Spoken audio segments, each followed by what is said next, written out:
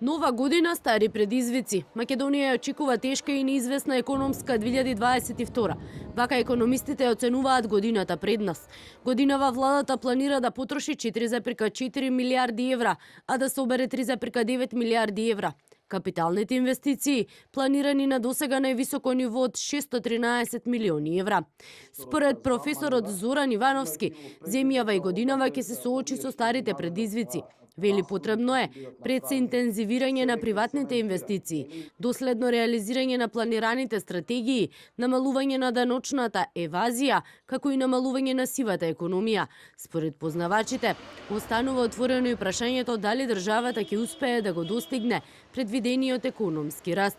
Порачуваат дека е потребно олеснување на условите за инвестирање во енергетскиот сектор, еден од клучните предизвици за 2022. Според мене треба да се очекува можеби промена и поголемо уданочување кај директните даноци, кои се, да кажеме,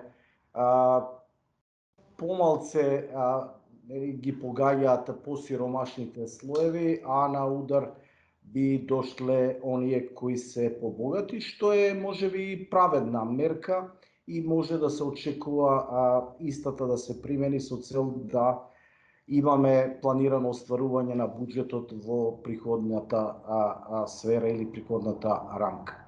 Годинава се планира економски раст од 4,6%.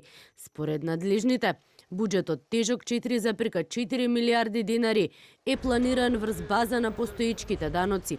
Уверуваат, нови даноци нема, но се кројат измени на даночниот систем, а пари има и за енергетската криза. Сега во однос на стратегијата нема ништо за што можам да ви соопштам дека има промена на стапки или нови давачки или укинување.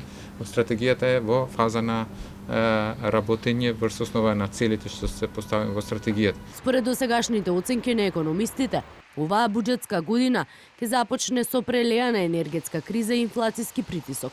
Според прогнозите, инфлацијата се очекува да се стабилизира по завршување на првиот квартал годинава и да се задржи на умерено ниво од 2,4%.